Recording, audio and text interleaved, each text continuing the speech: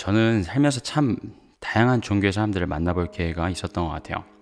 길을 가다가나 아니면 제가 지금 영국에 살고 있는데 영국에서 뭐 거리에서 전도를 한다던가 할 때 한국에서는 이런 분들 이제 제가 전도할 때도 아니고 그냥 걸어가는데 도를 아십니까? 얼굴이 맑으십니다. 뭐 영이 맑으십니다 하면서 다가왔던 분들 또 이제 영국에서 거리에서 전도할 때 뭐 힌두를 믿는 사람들 또 무슬림들 다양한 종교 사람들을 참 많이 만났어요. 카톨릭을 포함해서요. 근데 제가 느꼈던 게 걔 중에 몇 명은 정말 진심으로 확신을 가지고 자기가 믿는 것을 막 저한테 역으로 전도를 하는 거예요.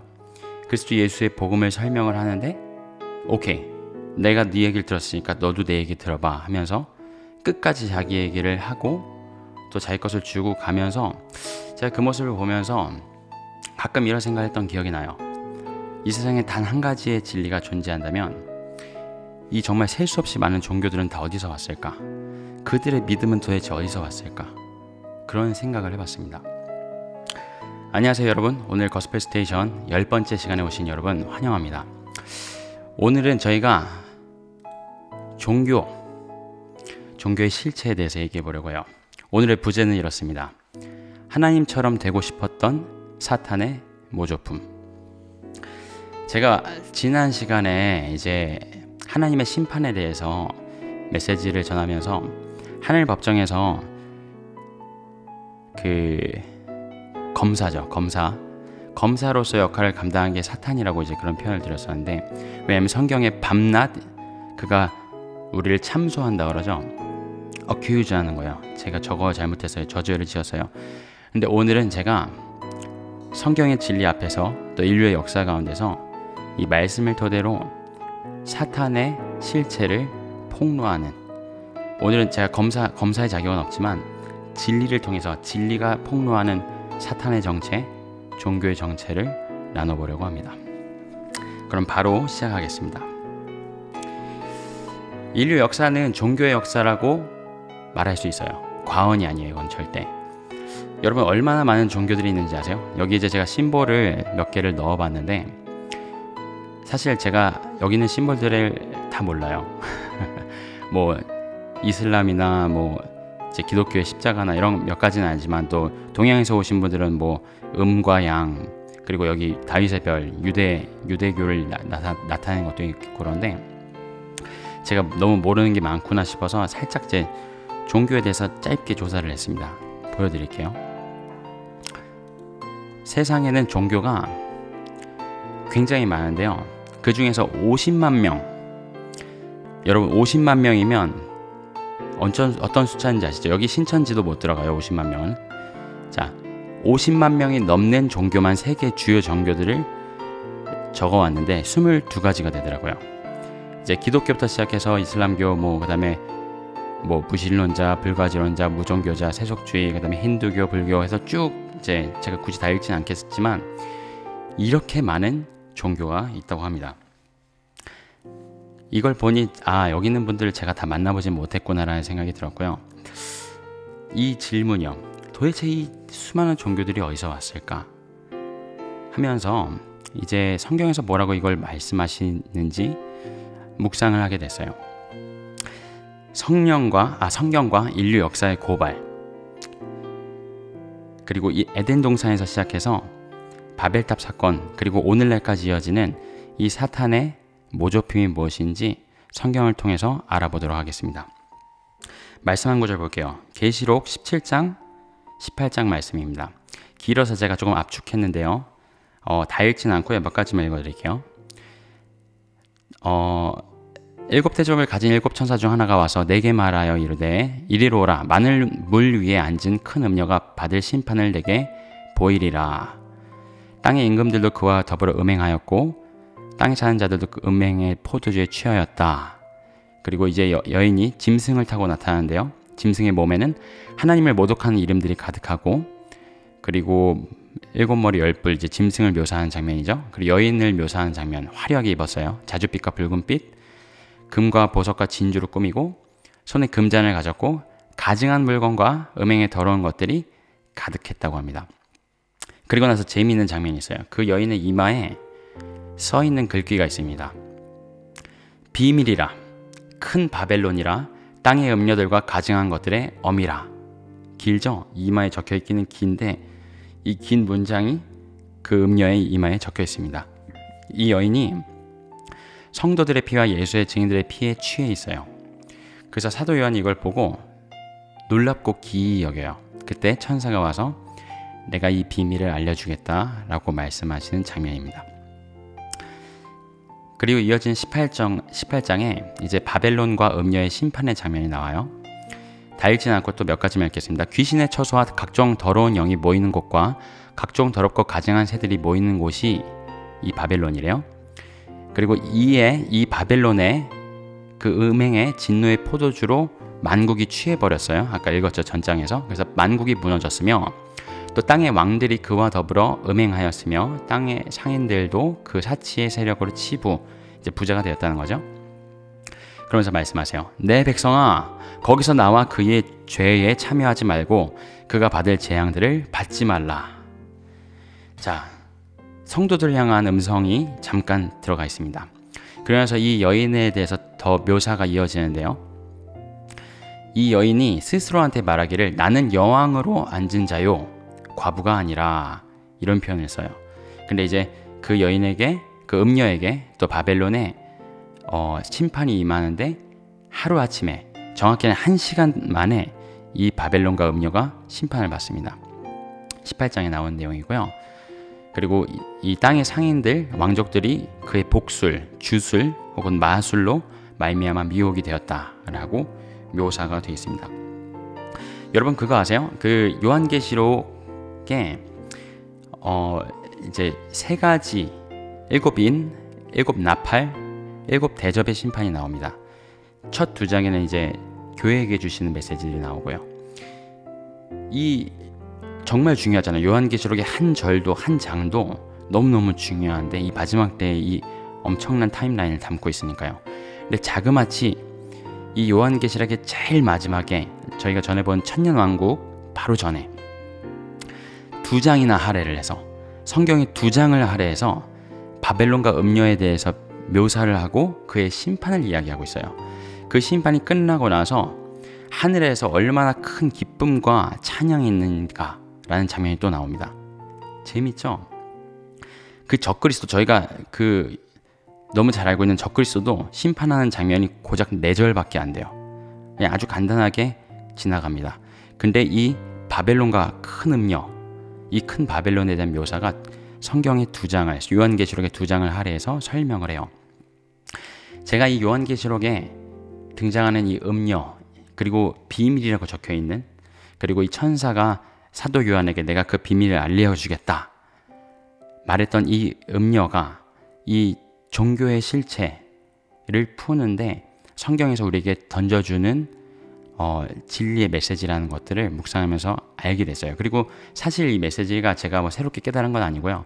수많은 인류 역사 가운데 뭐 사도 요한부터 시작해서요. 초대교회 훨씬 그 전부터 이 사탄의 계략들을 알고 있었던 사람들이 폭로를 하는 것들이 참 많이 있었어요. 그래서 저도 귀한 분들이 이름 없이 빛도 없이 이런 것들을 조사하시고 나누신 것들을 또 참고하면서 준비를 했습니다. 자, 음녀 바벨론에 대한 묘사 요약을 해드립니다. 음녀 바벨론은 감춰졌대요. 비밀이래요. 잘 생각해 보세요. 그리고 이 음녀는 바벨론과 깊은 연관성이 있습니다. 그렇죠? 땅의 음녀들과 모든 가증한 것들의 어미, 엄마라고 합니다. 모든 그 가증한 것의 엄마래요. 그리고 하나님을 모독하는 이름이 가득하다 그러죠. 그리고 가증한 것들, 더러운 것들이 그 안에 가득하다고 합니다. 귀신의 처소, 각종 더러운 영들이 모이는 곳, 그리고 이 여인이 스스로를 여왕이라고 칭해요. 그리고 성도들과 예수의 증인들의 피에 취해 있고 땅의 왕족들이 이 음녀들의 상인이랍니다. 무슨 뜻이죠? 땅의 왕족들, 이 땅 인류 역사 가운데 있었던 왕들, 대통령들, 이 위정자들이 그녀와 사고 팔았다는 거예요. 그래서 치부했다 그러지 아까 부를 축적했다고, 돈을 벌었다는 겁니다. 그와 더불어 음행하였고 그 음행의 포도주에 취했다고 합니다. 그리고 그녀의 복술로 sorcery라고 하는데요. 이제 마법, 뭐 주술 이런 뜻이에요. 로 미혹이 됐다고 합니다. 이게 음료와 바벨론의 모습이에요. 묘사예요. 성경에서 말씀하시는.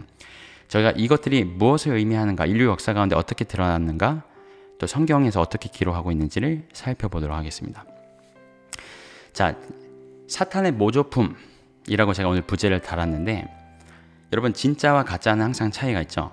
이런 표현, 이런 얘기 많이 들어보셨을 텐데, 위조 지폐를 감별하는 사람들이 이 감별사로서의 자격을 갖추는데 하는 훈련의 통로가 진짜 화폐를 많이 보는 거라고 들어보셨죠? 아무리 가짜 화폐를 연구를 해도 가짜 화폐를 발견할 수가 없대요. 근데 진짜 화폐를 연구를 하면 가짜가 보인다는 거죠. 진짜와 가짜의 차이를 잠깐 짚고 넘어가겠습니다. 성경의 진리, 그리스도 예수의 복음은 감춰져 있지 않았어요. 물론 이제 창세 전부터 예수님께서 십자가 달리실 때까지는 창세 전부터 감춰졌다는 표현이 로마서에 나오지만, 그게 어제 수수께끼처럼 너희들 맞춰봐라 그러면 구원받을 수 있어 라는 표현이 아니라, 하나님의 경륜 가운데 하나님의 때까지 이것을 일부러 감춰두셨다가 하나님의 때 이걸 드러내셨다는 표현이죠. 바꿔 말하면 이 십자가의 미련한 도라고 불릴 만큼 어떻게 하나님의 아들이 우리를 위해 죽어, 그걸 믿으면 구원을 받는다고? 아이도, 무식한 사람도, 언어를 모르는 사람들도, 어떤 문화나 어떤 언어권에서 와도 이 복음의 메시지를 듣고 이해할 수가 있어요. 그렇게 복음의 메시지, 진리는 분명합니다. 그런데 이 사탄의 모조품은 어떻죠? 이 가짜는 비밀이에요. 이 음녀의 이마에 적혀져 있는 것처럼. 그리고 감추어져 있습니다. 제가 가로치고 오컬트라고 적어놨는데, 오컬트가 이제 흑마술, 한국말로 번역을 하면 이제 그 정도 될 것 같아요. 근데 이 오컬트의 어원이 감추어져 있는, 감추어진이라는 뜻이라고 합니다. 기억해 보세요. 그 다음에 이 진짜 복음, 진리는 저희에게 구원과 생명을 주죠. 가짜는 유혹하고 미혹합니다. 그리고 그 결과는 어떻게 하죠? 우리에게 생명을 주고, 영원한 생명을 주고, 우리의 인생을 변화시켜요. 우리를 새로운 피조물로 만들어요. 그런데 이 가짜는 아무리 달콤해 보이지만 그 가짜를 통해서 우리를 붕괴시키고 멸망시킵니다. 자, 저희가 인류 역사 최초로 잠깐 돌아갈 거예요. 오늘 굉장히 방대한 양의 정보를 다룰 거라 제가 너무 깊게 다루진 않고 최대한 빨리빨리 넘어가겠습니다. 하지만 같이 집중해서 한번 들어봐 주시면 좋을 것 같아요. 우리 먼저 에덴 동산으로 가보겠습니다. 자, 에덴 동산에서 선악과에 붙어 있었던 뱀, 이 뱀이 이렇게 생각해 보시면 맞을 것 같아요. 인류 최초의 설교를 합니다. 누구에게요? 아담과 하와에게요. 근데 거짓 선지자입니다. 인류 최초의 거짓 설교를 해요. 그쵸? 뭐라고 설교를 하죠? 여러분이 잘 아시는 것처럼 이제 눈이 밝아진다, 이 선악과를 먹으면 눈이 밝아진다, 하나님처럼 된다, 정령 죽지 않는다, 여러 가지 교리들을 내놓습니다. 여러분, 사탄이 첫 등장이 뱀의 모습을 했다고 해서 항상 뱀이라고 생각하시면 큰 오산이에요. 뱀은, 우리가 생각하는 뱀은 좀 징그럽고 막 사탄 같고, 그렇죠. 뱀에 대한 인상이 그렇죠. 저희가 이 이야기를 알고 있어서. 그런데 사탄은 일부러 처음에 그렇게 등장을 했던 것 같아요. 왜냐하면 인류 역사 내내 자기를 광명의 천사로 아주 잘 포장해서 전혀 우리가 생각하는 사탄 이미지로 나타나지 않을 계획을 갖고 있었기 때문인 것 같아요. 자, 들어보세요. 이 사탄이 어떤 처음의 교리를 주냐면요, 첫 번째 이렇습니다. 하나님의 하나님 되심을 축소합니다. 영어 성경에 이런 표현이 있어요. 이제 항상 이 창세기 1장부터 하나님을 표현할 때 Lord God, 이제 주 하나님, 주가 무슨 뜻이죠? 나의 주님이신 하나님이라는 뜻이죠. 그분과 우리의 퍼스널 릴레이션십을 넣은 이제 개인적인 관계, 주인과 피조물, 창조주와 피조물, 주인과 소유 혹은 그분의 소유인 관계를 드러내는 호칭이 있는데, 사탄은 여기서 굉장히 일반적인 표현을 씁니다. Lord God에서 Lord를 빼버려요. God, did God tell you? 하나님이 너한테 그렇게 얘기하셨어? 여기서 하나님은 그냥 신입니다. 신이 정말 너한테 그렇게 얘기를 했냐? 라고 물어봐요. 그래서 하나님의 하나님 되심을 축소해버립니다. 우리의 개인적인 차원에서, 그리고 일반적인 차원에서요. 그리고 하나님의 말씀을 왜곡합니다. 자, 정말 사탄은요, 반쪽 진리의 마스터예요.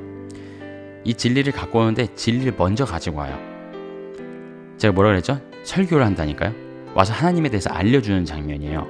아담과 하와가 하나님 지금처럼 우리가 태어날 때부터 원죄 때문에 하나님을 모르는 상태가 아니라 지어질 때부터 하나님을 알고 있었어요. 우리랑은 전혀 다른 관계겠죠. 온전한 하나님과의 관계가 있었고 연합이 있었을 그때인데도 그들한테 설교를 해요. 내가 하나님에 대해서 알려줄게. 너희들 이 선악과에 대해서 오해하는 게 있어. 진리를 반쪽만 가지고 와서 얘기합니다. 이렇게 얘기합니다. 너희들 이걸 먹으면 절대 죽지 않아. 그리고 눈이 밝아져서 하나님처럼 될 거야. 라고 얘기를 하면서 긍정적이고 선하고 그리고 유도리 있어요. 굉장히 유도리 있고 그리고 굉장히 안심시키는 모습으로 그리고 굉장히 인본적인 모습으로 와서 반쪽짜리 진리를 선포합니다. 이 반쪽짜리 진리에 사람들이 어떻게 미혹이 되냐면요. 무슨 얘기를 하냐면 하나님이 너를 사랑하셔. 하나님이 너를 위해 위대한 계획을 갖고 계시고 너의 좋은 아버지이셔 라고 얘기를 해요. 좋은 친구 되시고 네가 잘 되길 바라시고 너한테 복을 주시길 바래. 너의 꿈을 포기하지 마. 누구도 너의 꿈을 흔들 수 없어. 하나님은 반드시 너의 꿈을 이루어 주실 거야. 너는 소중하고 사랑받는 하나님의 자녀고 하나님은 반드시 너를 형통케 하실 거야. 성경적인 얘기인가요? 맞죠? 누구든지 그리스도 예수 안에 있으면 이런 하나님의 축복을 받습니다. 사실입니다. 그런데 얘기하지 않는 사실이 있어요. 죄의 심각성을 얘기하지 않아요. 죄의 결과가 사망인 하나님의 심판과 죄의 삭사의 사망임을 얘기하지 않아요. 뭐라 그러죠? 너희 눈이 밝아져 결단코 죽지 않아. 하나님의 말씀을 왜곡합니다. 그리고 사람들 듣기 좋은 이야기로 이 메시지, 이 진리가 진리 될 수 없는 이유가 있어요. 하나님이 그렇게 우리를 사랑하시고 우리를 자녀 삼으시고 우리를 위하시는 게 맞지만 진리라고 말할 수 없는 이유가 있습니다. 왜냐하면 십자가를 통과하지 않고는 이 하나님의 사랑, 하나님의 축복, 하나님의 형통케 하심, 자녀로서의 축복을 누릴 수가 없기 때문이에요. 근데 사탄은 그 십자가를 쏙 빼놓습니다. 반쪽짜리 진리는 진리가 아닙니다. 하나님의 말씀을 왜곡해요. 그리고 제가 말씀드렸지 하나님의 공의와 심판을 말하지 않습니다. 그리고 마지막으로 선악의 기준을 섞어버려요. 어떤 걸요? 선악의 기준을요. 어떤 설교에서 제가 이런 예화를 들었는데 사탄이 만약에 여러분이 어떤 숍에서 가게를 운영해요. 가게를 운영하는데 이제 가게에 물건들이 참 많을 거 아니에요. 그 물건에 가격 태그가 붙어 있습니다. 이건 얼마, 저건 얼마. 근데 어느 날 밤새 도둑이 들어왔는데 물건은 하나도 안 훔쳐가고 이 도둑이 무슨 일을 했는지 아세요? 가격 태그를 다 섞어버렸어요. 비싼 태그에 있던 거를 싼 거에 붙여버리고 값싼 태그를 비싼 데 붙여버리고 마치 사탄이 한 것이 죄가 하나님과 우리 사이를 갈라놓고 사탄의 거짓말이 그와 같다는 거예요. 뭐라고 하죠? 네가 선악을 알게 될 거야. 네가 하나님처럼 될 거야. 네가 선악의 기준이 될 거야. 그게 바로 사탄의 거짓말입니다. 선악의 절대 기준이신 하나님, 선악의 기준을 유일하게 판단하시는 그 재판자이신 하나님을 부정하고 우리 각자가 하나님처럼 될 수 있다고 재판장이라고 네가 스스로 선악을 결정하라고 이게 인류 종교에 그대로 담겨납니다. 저희가 계속해서 살펴보겠습니다. 자, 이 에덴에서의 사건 이후에 어떤 일이 일어나죠? 인류 역사의 가장 전 지구를 덮었던 노아의 홍수 사건이 있죠. 이제 인류가 너무 타락해서 제가 저번에 나눴듯이 인류의 씨가 더럽혀졌어요. 하나님께서 호흡이 있는 모든 육체를 심판하십니다. 인간과 동물 모든 것을 심판하세요. 그리고 나서 세상이 변해버렸어요. 인류의 수명이 줄고 날씨가 변하고요. 그때까지는 추위가 없었거든요. 사계절이 생기고 그리고 육식이 시작되고요. 이 생태계와 동물이 적대적으로 바뀌었어요. 그렇죠? 내가 내 목숨을 지키기 위해서 싸워야 되는 상황이 돼버렸어요. 이런 상황에서 전혀 새로운 환경에서 새로운 인류가 시작합니다. 8명이요. 노아의 가족이죠. 이 노아의 계보를 보면 참 재밌는데요. 노아의 세 아들이 있습니다. 셈, 함, 야벳이 있죠. 그 중에 저주를 받았다는 함이 구스를 낳고요. 구스가 니므롯을 낳습니다. 그러면 니므롯은 노아의 증손자예요. 자, 이 바벨탑 사건을 저희가 살펴보면서 니므롯이라는 인물, 그리고 이 바벨탑에서 무슨 일이 일어나는지 먼저 살펴볼 겁니다. 말씀을 제가 창세기 10장인데 적어오진 않아서 제가 간단하게 요약만 해드릴게요. 니므롯은 하나님 앞에 큰 사냥꾼이라고 표현을 받고요. 또 구스가 또 니므롯을 낳았으니 그는 세상의 첫 용사라. 그가 하나님 앞에 여호와 앞에서 용감한 사냥꾼이 되었으므로 속담에 이르기를 아무는 여호와 앞에 니므롯같이 용감한 사냥꾼이로다 하더라. 그의 나라는 시날 땅에 바벨과 에렉과 악갓과 갈레에서 시작되었으며 그가 그 땅에서 아수르로 나아가 니느웨와 르호보딜과 갈라와 및 니느웨와 갈라 사이에 레센을 건설하였으니 이는 큰 성읍이라.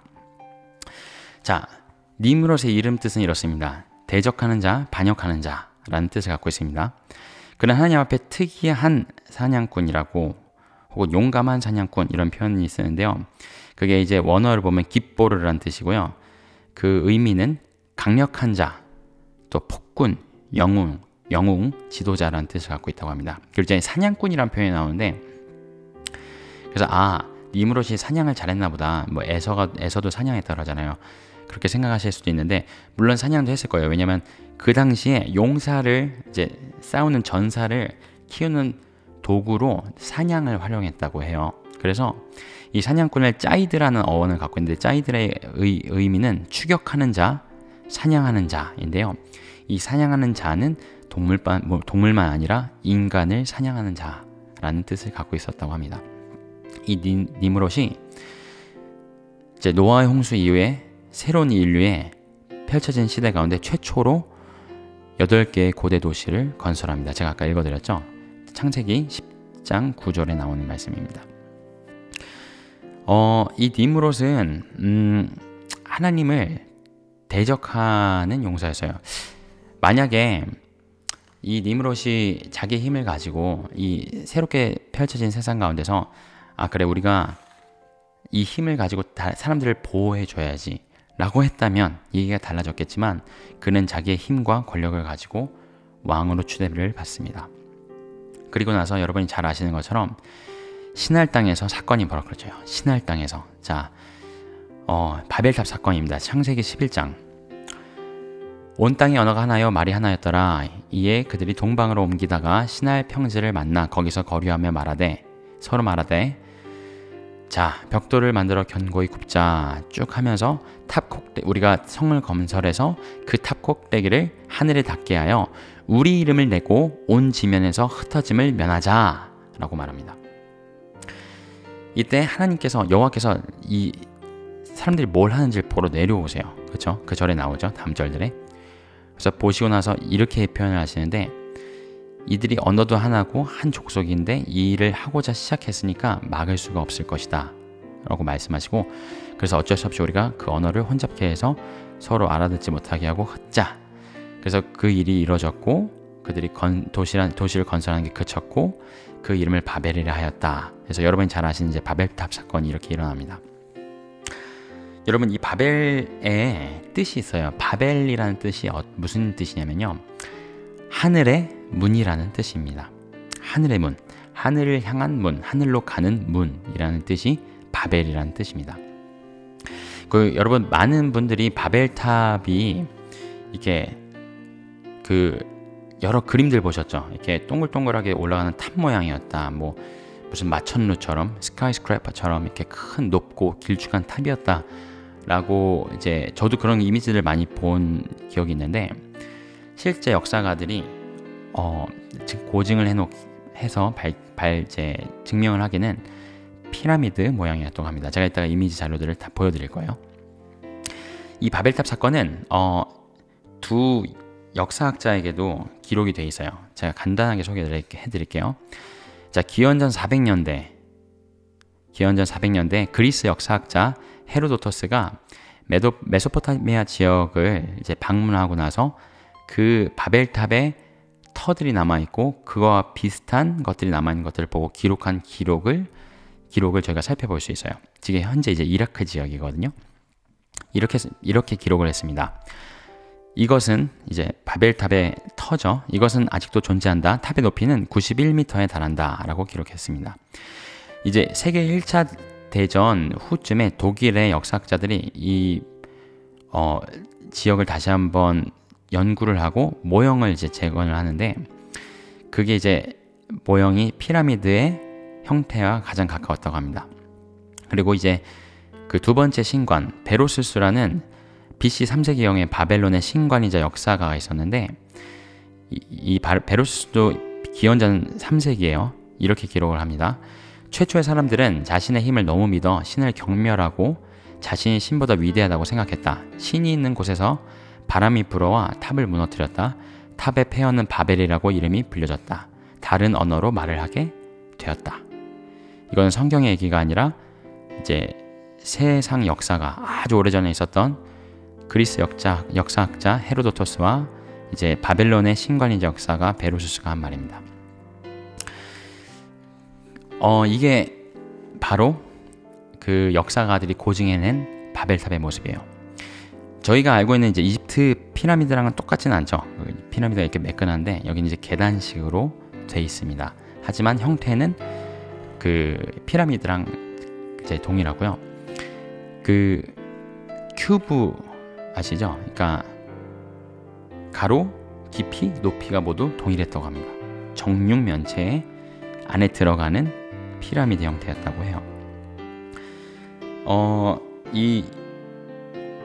이런 형태의 이제 건축물들이 그 지역에 굉장히 많이 남아 있는데, 그걸 지구라트라고 부른다고 해요. 지구라트. 그래서 이게 BC 2000년경부터 BC 500년경, 이제 바벨탑 사건 이후부터 이제 BC 500년경이면 이제 남유다가 멸망해서 포로로 끌려가고 바벨론이 멸망할 때까지, 그 후 고쯤 시기죠. 그때 수백 개의 이제 지구라트가 지어졌는데 저희가 보는 요 원래 바벨탑의 모형과 동일한 형태였다고 해요. 조금씩 뭐 변형은 있겠지만, 그리고 이 지구라트의 뜻도 동일합니다. 하늘과 땅을 이어주는 집이라고 했대요. 자, 이 바벨탑은 총 7개의 층으로 나눠져 있었는데, 이제 신전뜰 중앙에, 여러분 보시면 이제 신전뜰이 있고 그 안에 중앙에 지어졌고, 꼭대기에 뭐가 있죠? 그게 바로 신전입니다. 거기서 제사가 드려졌고요. 각 층마다 그 태양계에 있는 행성들을 숭배를 했대요. 참 재밌죠. 어떻게 그 옛날 사람들이 태양에 뭐가 있었는지 다 알았는지 저는 지금도 헷갈리거든요. 그 행성들 순서. 근데 그 순서대로 층마다 그 행성들을 숭배했다고 합니다. 그리고 가장 꼭대기에서는 태양신을 숭배했다고 해요. 자, 탑의 교리를 보도록 하겠습니다. 저희 아까 뱀의 교리를 봤죠? 뱀의 교리가 하나님을 축소시키고 하나님의 말씀을 왜곡하고, 그리고 하나님의 선악의 기준을 이제 부정하는 것들을 살펴봤는데, 이 바벨의 교리, 탑의 교리가 나옵니다. 첫 번째로 전지구적 연합이 일어납니다. 보실 수 있죠? 우리가 흩어짐을 면하자 하고 다 같이 모여서 연합을 합니다. 이 연합은 전지구적인 연합이었습니다.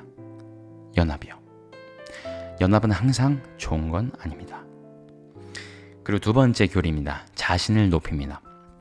뭐라고 표현하죠? 우리 이름을 내자. 이게 이제 제가 읽어드렸던 창세기 11장에 나오는데, 그 탑 꼭대기를 하늘에 닿게 하여 우리 이름을 내고 온 지면의 흩어짐을 면하자. 그래서 연합과 우리 자신을 높이죠. 그리고 마지막으로 성경적 도덕 윤리 가치를 붕괴시킵니다. 이들이 여기서 뭘 했는지를 제가 이따 조그맣게 이제 디테일하게 자세히 설명을 드릴 텐데, 원하는 대로 하는 거예요. 자기들이 말하는 게 곧 법이고 교리고 종교가 됩니다. 이제 저희가 뱀의 교리, 바벨의 교리, 이 두 가지가 만나서요. 이제 뱀의 교리는 조금 영적인 부분이라고 생각하시면 돼요. 영적인 부분은 어떻죠? 반쪽짜리 진리를 가지고 오고 하나님을 모방은 하는데, 뭔가 잘 포장은 돼 있는데 거기에 가장 중요한 하나님의 공의와 사랑의 하나님의 공의는 다 빠져 있고요. 그 사랑이 왜곡돼서 들어 있습니다. 결국은 나를 숭배하게 하고 나를 사랑하게 하고 우상을 쫓게 하고 육체 욕심을 쫓게 하는 거짓 메시지들이 잔뜩 들어있어요. 그리고 내가 선악의 기준을 내리고요. 바벨의 교리는 저희가 봤듯이 연합은 연합인데 악의 연합입니다. 그리고 우리 이름을 내자. 스스로를 높입니다. 그리고 마지막으로 이 나라마다 그런 도덕적 기준이 조금씩 다르겠지만 이 성경을 토대로 여러분 서구권에 가면 비슷한 그 윤리 가치를 경험하실 수가 있어요. 왜냐하면 기독교 바탕 위에 세워진 나라들이 많기 때문이에요. 바꿔 말하면 성경 말씀 위에 세워진 나라들이 많기 때문입니다. 뭐 무슬림들은 일부 다처제 하면서 아무렇지도 않죠. 막 내 마음에 안 들면 부인 쫓아내고 막 배교하면은 자기 가족이라도 죽여버리고 뭐 양심의 가책이 없어요. 이들은 아주 그걸 박수를 쳐줘요. 서로에게 아주 이 신앙심이 투철하다고. 그런 모습을 보면 이 윤리 사람의 양심이 기능을 하지 않고 있는 걸 볼 수 있어요. 이 뱀의 교리와 탑의 교리가 만나서 토대를 쌓고요. 그리고 나서 바벨론 종교가 탄생을 합니다. 인류 최초의 종교예요. 이 바벨론 종교를 이야기할 때 한 인물이 있어요. 여러분이 아셔야 되는 인물이 있습니다. 성경에는 나오지 않는데 제가 세속 역사에는 다 기록이 되어 있는 부분이에요. 그래서 제가 조사를 해서 이걸 나눠드리길 원하는데요. 제가 가증한 삼위일체의 모조품이라고 이름을 적었습니다. 자, 뱀의 교리가 있었죠. 그리고 탑의 교리가 있어서 그 파운데이션 위에 이제 바벨론 종교가 탄생을 했는데 사탄은 모든 하나님을 따라하고 싶어요. 왜냐면 본인 첫 발걸음이 하나님처럼 되고 싶었거든요. 하나님의 삼위 하나님 되심을 따라하고 싶었어요. 그래서 자, 이 바벨탑을 누가 쌓았다 그랬죠? 니므롯이 쌓았죠? 니므롯이 바벨탑을 건설하고 8개의 도시를 건설했죠. 그 중에 죽게 됩니다. 사인은 분명하진 않아요. 그래서 왜 죽었는지 저는 모르겠는데, 근데 니므롯이 죽기 전에 세미라미스라는 여인을 만나서 그 여인을 이제 뭐 마음에 들어서 결혼하게 돼요. 이 세미라미스는 한마디로 얘기하면 이세벨 같은 여인이에요. 아주 사악하고 아주 이교적이고 그리고 아주 유혹하고 미혹하는 그런 여인이었어요. 근데 이제 이 건설 중에 니므롯이 죽었어요. 바벨탑을 건설하고 있는데 세미라미스가 어떻게 했을까요? 두 가지를 증언을 합니다. 그의 아내 세미라미스가 우리는 바벨탑을 계속 쌓아야 된다. 그리고 그 니므롯의 빈자리를 낚아채요. 정권을 잡는 거죠. 그리고 나서 뭐라고 얘기를 하냐면 내가 니므롯과 동침하지 않았는데 아이를 갖게 되었다 라고 얘기를 해요. 그러나서 아들을 낳는데 그 아들의 이름이 담무스입니다. 그래서 들어보셨죠? 담무스. 이 담무스가 나중에 가나안 땅에 들어갔을 때 담무스를 위해 애곡하는 여인들이라는 표현이 나오는데 이따가도 살펴보겠지만 그 담무스예요. 이건 지금 한참 전 얘기예요. 그렇죠? 노아의 홍수 직후에 고작 증손자니까요. 노아의 증손자니까요. 그리고 제가 말씀드린 가나안 땅 얘기는 한참 후죠. 네, 여호수아 시대에 이제 들어가서 정복했을 때 얘기예요. 자, 이 셋이 이런 삼위일체의 모델을 만듭니다. 니므롯을 태양신으로 이제 추앙을 해요. 니므롯이 스스로를 신으로 인정을 했을까요? 했습니다. 그 증거들이 그 세속 역사들에 남아 있어요. 인류 역사 가운데 인간을 처음으로 신으로 추앙한 사건이었어요. 이게 인간이 스스로 신처럼 추앙받은 거예요. 숭배받고요. 그리고 그 안에는 이제 니므롯이 죽자 그 자리를 꿰차죠. 그리고 나서 이제 니므롯은 태양신이고요. 세미라미스는 달신이라고 자기를 표현합니다. 그리고 아들을 낳았다 그랬죠. 그 담무스는 별신이 돼요. 어디서 많이 들어보셨죠? 해, 달, 별. 네, 이 해, 달, 별의 이 모습이 이제 완성이 됩니다. 그리고 나서 이제 제가 말씀드렸던 것처럼 니므롯이 죽고 세미라미스가 자기를 하늘의 여왕이라고 주장을 해요. 그러면서 이때부터 어떤 이제 숭배가 시작되면 여신 숭배라는 게 처음으로 등장을 해요. 자, 니므롯은 처음 시작한 게 사람을 신격화하는 걸 처음으로 시작을 합니다. 지금이야 너무 많으니까요. 뭐 자기가 뭐 재림 예수다, 뭐 자기가 신이다 하는 사람들이 너무 많지만 인류 역사의 첫 장면이었어요. 니무롯이 스타트를 끊고 그의 부인이었던 세미라미스가 처음으로 내가 하늘의 여왕이다 라고 얘기를 하면서 여신 숭배가 생기고요. 모자 숭배, 어미모의 아들자입니다. 그래서 엄마와 아들을 숭배하는 사상이 시작이 돼요. 왜냐하면 자기 아들 담무스를 뭐라고 얘기하냐면요, 니무롯이 환생한 거다라고 얘기를 해요. 니무롯이 다시 태어났는데, 그래서 내가 니무롯과 동침하지도 않았는데 동정녀 탄생으로 담무스가 탄생하셨답니다. 어디서 많이 보신 얘기죠. 자, 그래서 이들이 그런 사악한 주술과 복술과 오컬트들을 가지고, 실제로 여러분 무당들도 영적인 능력들을 쓰고 그런 흑마술사들도 쓰는 거 아시죠? 그들도 기적이 있고 그런 역사들이 있거든요. 이들에게도 있었어요. 강력한 영역이 나타났다고 해요. 영역과 초능력을 가지고 그들 자신을 신처럼 보이게 하는데 사용했다고 해요. 그래서 니무롯이 죽고 나서 담무스는 니무롯의 꼭두각시라고 보시면 되고요. 실제 세미라미스에게 넘어갔다고 합니다. 이 사악한 여인은 이제 하늘의 여왕이라고 자기를 자칭하면서 피를 바치는 인신 제사를 요구했다고 해요. 성전 내에서. 그리고 매춘을 허용했다고 합니다. 그 가나안 종교에 보면 여제사장들이랑 음란한 행위, 성행위를 하는 걸 이게 그 바알 신에게, 그들의 신에게 드리는 예배다, 제사다 하는 장면들이 굉장히 많이 나오거든요. 모압의 그 그모스 신도 그랬고요. 근데 놀랍게도 그걸 처음 시작한 사람이 이 세미라미스입니다.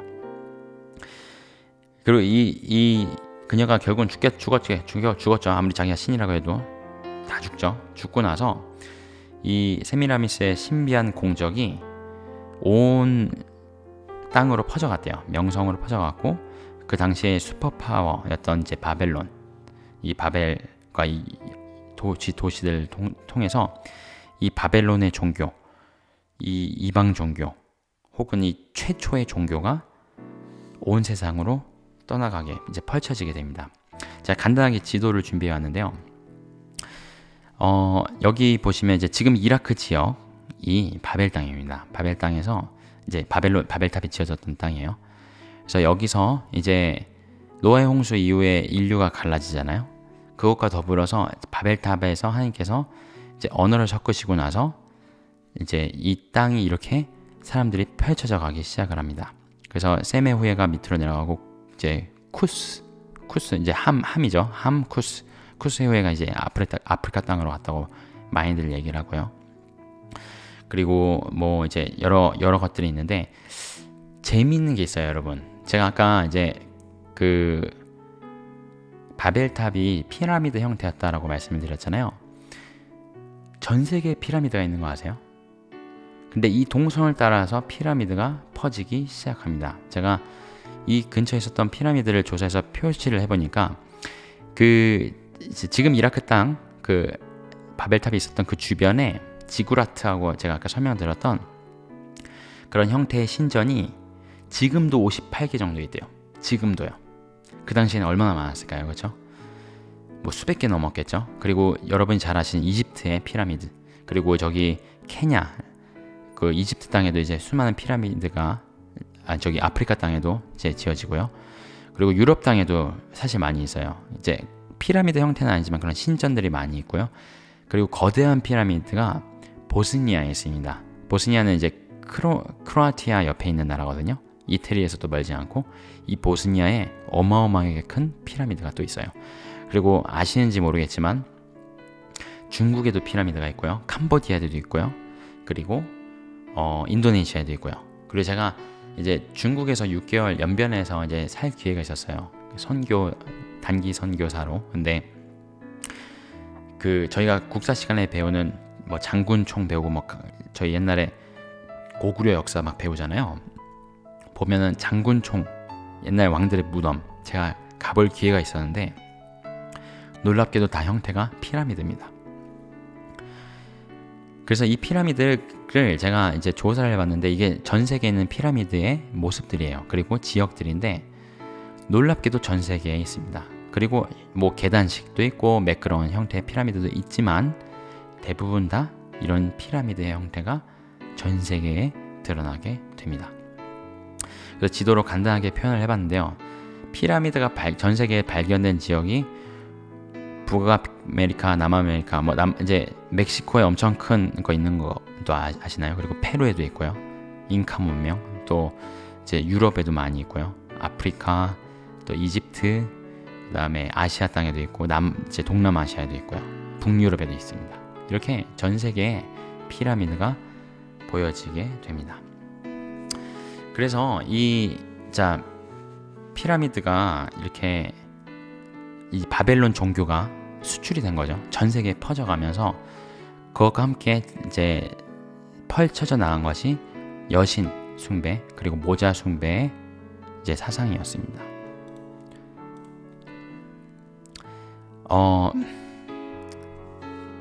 좀 충격적인 내용인데요. 제가 이걸 다 조사하면서 그냥 간략하게만 짚겠습니다.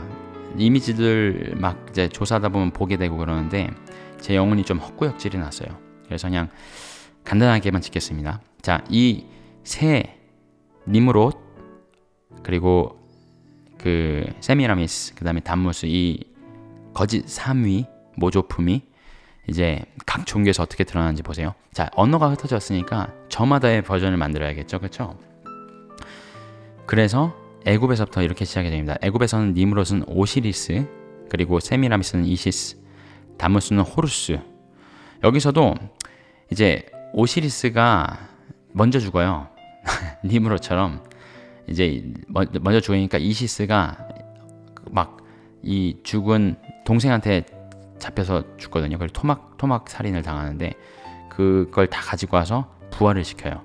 그리고 부활시키는 과정에서 이 호루스를 이제 임신했다 그래요. 뭐죠? 또 동정녀예요. 정말 황당하죠, 여러분. 네, 얼마나 사탄이 오실 메시아 이 하나님의 하나님 되심을 왜곡하고 흉내내고 모조품을 만들고 사람들을 기만하고 속이려고 했는지 폭로하는 장면들입니다. 이 이시스는 이집트 때만 끝난 게 아니고요. 인류 역사 내내 숭배를 받습니다. 로마 때도 기록이 남아있는데 로마 공화정 말기에도 이시스교가 존재했어요. 로마에서 인정을 합니다. 이시스 종교를 인정을 해요. 그래서 사람들이 숭배를 합니다.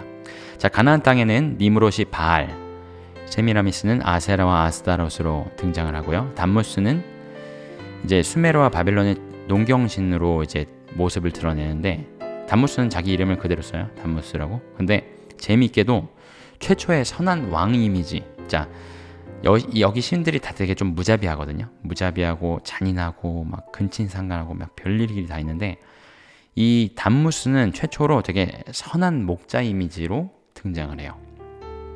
그래서 이 담무스가 이제 포지션을 보셔도 알겠지만 적그리스도의 예표가 됩니다.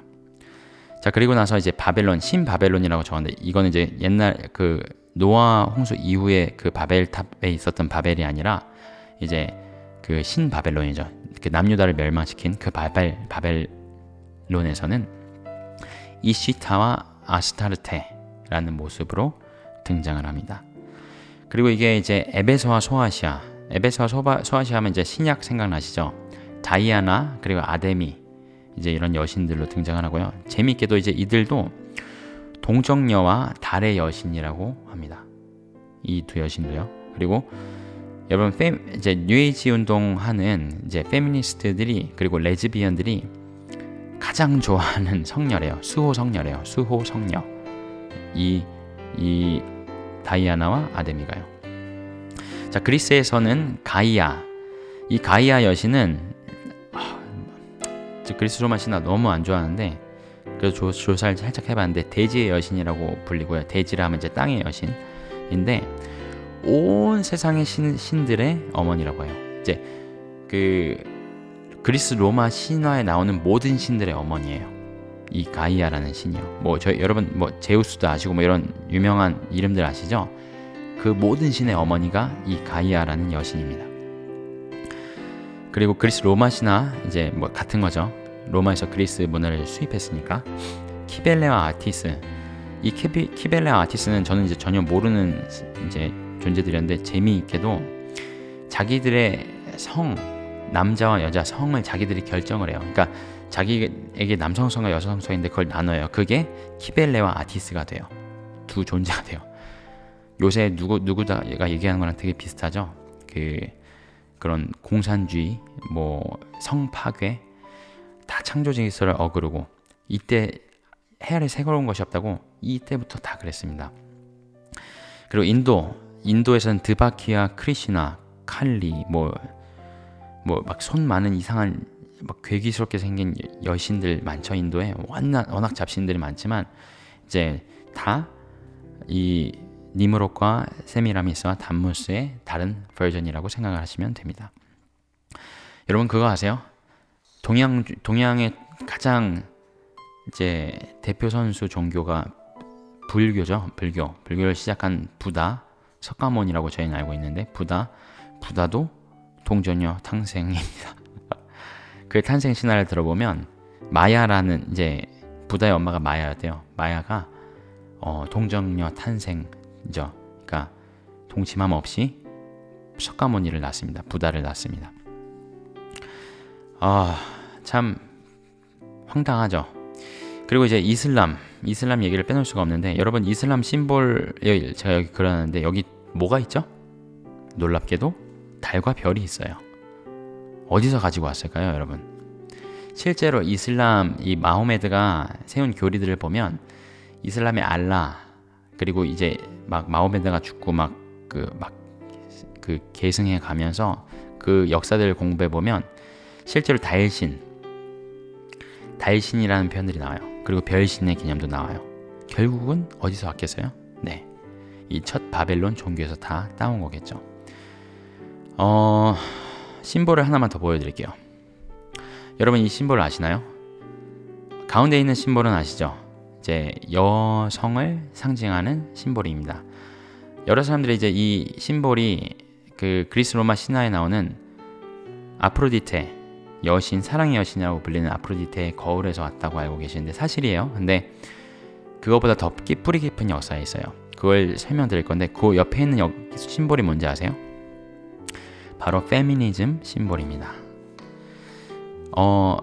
이 왼쪽에 있는 심볼이 오리지널인데요. 이시스의 앙크라는 심볼입니다. 그게 이제 아프로디테의 거울이 되는데 이 이시스의 앙크는 당연히 이집트에서 왔죠. 저기 제가 그림으로 넣어드렸는데 이 심볼을 카톨릭에서도 사용합니다. 수많은 이런 심볼들 또 형상들 속에 처음 이 미스테리 비밀 감춰진 종교의 모습들이 다 담겨 있어요. 그리고 아주 자랑스러워하는 미국인들이 자랑스러워하는 자유의 여신상이죠. 뭘까요? 여신이 있나요? 없죠. 네, 여신은 최초의 여신 세미라미스의 또 다른 버전일 뿐입니다. 자, 여기까지 보고 제가 사실 이미지를 보면 더 확실하게 보이는데 제가 너무 헛구역질이 나서 모긴 했거든요. 아주 짧게 보여드릴게요. 그냥 보고 잊어버리세요. 그냥 이런 게 있구나. 네, 뭐 각종 종교에 담겨있는 이런 형상들, 모자 사상 숭배들, 태양신 숭배, 아까 본 신보들도 여러 개 나오죠. 네, 뭐 너무 많았지만 그냥 추려서 몇 개만 보여드렸습니다. 비밀이라, 큰 바벨론이라, 땅의 음료들과 가증한 것들의 어미라. 여러분 제가 아주 조금만 보여드렸는데도 막 머리가 혼란스럽지 않나요? 막 너무 복잡하지 않나요? 진리는 너무 단순한데요. 그리스도 예수의 십자가의 진리는 너무 단순하고 명확한데 사탄이 우리를 속이는 이 미혹과 거짓과 감춰진 이 비밀은 너무 복잡하고요. 서로 상충되는 것도 너무 많고요. 그리고 가증하고 온갖 다양한 것들이 있습니다. 저희가 아까 음료의 특징을 살펴봤는데 그 어원이 감춰졌다, 오컬트의 어원이 감춰졌다라는 거였죠. 너무 모습이 다양해요. 각 언어와 모습의 뭐 이시스, 오리시스부터 시작해서 뭐 그리스 로마 신화, 그리고 제가 다루진 않았지만 여러분 일본에만 신이 몇 개 있죠. 중국도 만만치 않죠. 뭐 한국은 비할 바는 아니지만 한국도 무속신앙이 대단하고요. 정말 다양한 모습으로 셀 수 없는 모습으로 이름으로 각 문화 언어권과 시대 가운데 자기의 모습을 감춰가며 이 음녀가 존재합니다. 소름 돋죠? 무서워서가 아니라 너무 사악하고 너무 교묘해서요. 자, 이 큰 바벨론 최초의 도시, 이 노아 홍수 이후 최초의 고대 도시 바벨, 그리고 그 바벨탑 사건과 연관이 없을 수 없겠죠. 이 계시록의 바벨론이 거기서 탄생한 겁니다. 이 바벨론, 계시록에 나오는 바벨론 음녀는요.